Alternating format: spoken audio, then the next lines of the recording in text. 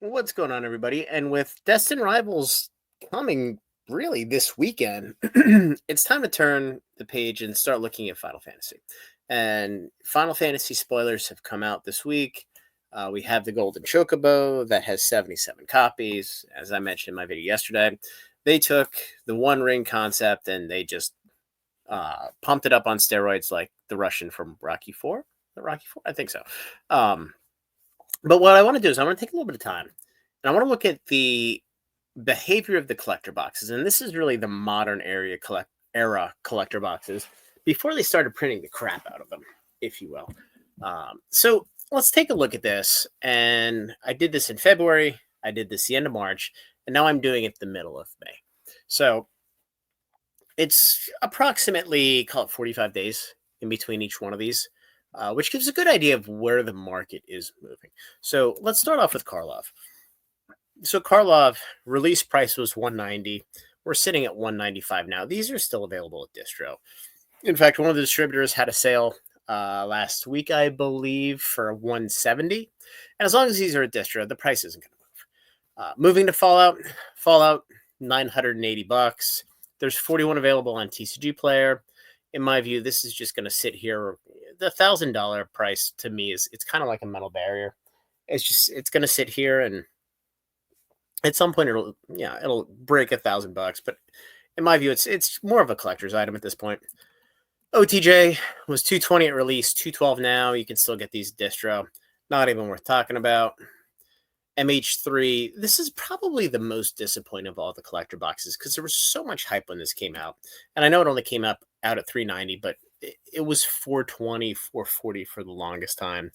I remember buying mine pre-release. I think I actually got them from Football Pete for 360, 365. And I thought it was the best deal in the world. And then the set came out and they banned all the good cards, and then the whole thing just went to shit. So this set was, in my view, an unmitigated disaster. Now, you're at 433 bucks, but you're almost a year later. Not the best return in the world. Unless, of course, you bought them at 235 from distro, then you're great. But only 54 of these on the market. So with the supply as tight as what it is here, I would have anticipated these boxes to be closer to 500 bucks.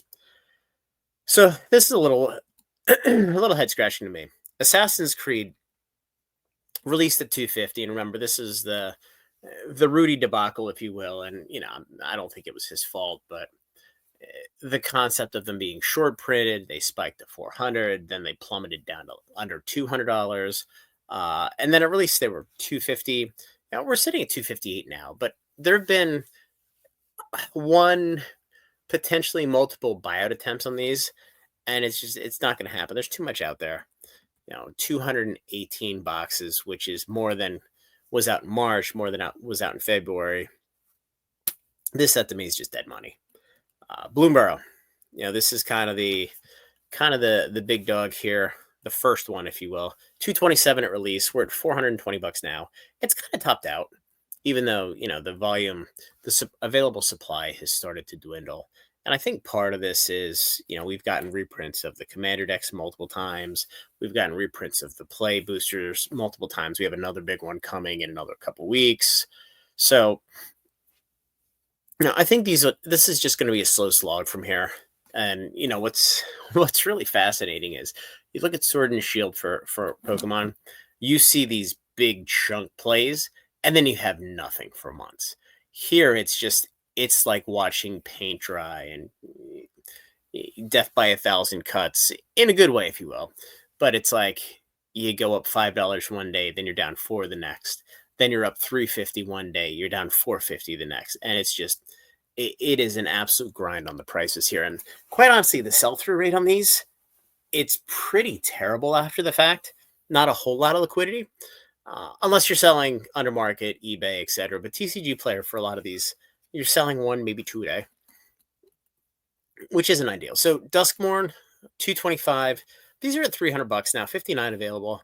I actually like the set. This is probably one of my more favorite sets on this list. But 300 bucks, it's okay. It's not terrible. And if you weren't at 185 for distro and you can sell for 300 now, you made them in. I mean, it's killing in less than a year. Foundations, 308 at release. It's coming down a little bit. I think, again, 101 on the market. So a lot have come to market. I think this is part of it's getting a little stale, a little long in the tooth. It's been out for 6 months at this point. We just got a big reprint of play boxes in. Now the market ate it up relatively quickly. But at some point, you get to that $500 price point. Where does it go next? Because there is a good amount of supply out there. Innistrad Remastered. Now, this and Aether Drift are my two favorites. Quite honestly, just based on opportunity. 340 for Innistrad Remastered, 252 now. I think I have 50 or 60 collector boxes of these. Now, the bulk of these were distro price. Some of them were actually under distro price that I bought aftermarket. But we're down to 288. They're moving. They're not moving fast. 2 or 3 a day on a good day. But they're going to disappear relatively quickly. Amazon did a couple of dumps at, was it 240? 250 right at the end of Q1. I would imagine we're probably going to see some more the end of Q2 because I'm sure Watsy's sitting on a bunch of these. But you look at 25% down from release from distro, you're flattish. And then Aether Drift, 1.1%. I don't even know why I put the quantity here because these are still distro. Now, 2 distributors still have these, 2 of the 5 that carry Magic. And at 183, the sell-through rate's starting to pick up here a little bit. Some of the card synergies with Final Fantasy, I think they're gonna work out. The land cycle's starting to move. I would love to buy a bunch of these if it was bundled with another product that I could move a little bit more easily. I'm not super interested in sinking 50 grand into Aether Drift collectors just to kind of sit in a corner and gather dust. I think that's part of the reason why they're just sitting there at this point. And the EV of the collector boxes, it's still underwater by a little bit at this price point. So we'll see what happens there. But again, I think it's going to turn quickly. Dragonstorm, probably the best performing collector box. I don't want to say ever because Foundations outperformed it. I would put it on par with Bloomburrow just because, Bloomburrow has had a lot more time to bake. This has moved in a much shorter time frame. But I mean, you're basically at release price. You have 294 on the market. There's some sell through here, but I think a lot of people are going to start moving on to Final Fantasy, and this is just going to stagnate a little bit. But what's crazy is you're up 96% from distro, but you're flat from release. So this really gets back to the fact that if you can buy, like for example, me, I can buy a distro price at 185. So my risk profile is exponentially less than what it is for somebody buying it at retail for something like this. But I'm also not consuming the product. So it's a completely different world. But I like to look at it 2 different ways. The end consumer that I'm selling to, how much meat on the bone is left for that person. And then, obviously, in most cases, there's plenty of meat on the bone for me buying from distro as a retailer / LGS. So moving to Final Fantasy, and this is where it's going to get super, super interesting. So as I mentioned, spoilers came out, and I think there was a pretty significant amount of disappointment in the fact that there's only one serialized card. It does seem that turned into some excitement, 1 of 77, and the fact that people are going to look at that and say, hey, I could hit a golden ticket like Willy Wonka. I heard somebody mention, which I thought was a really cool analogy. But at $700, it's really, really hard until we see what the rest of the spoilers are to support that price, especially when, distro cost was $295 to $305. So, we're already up 133% from distro. From release to be determined.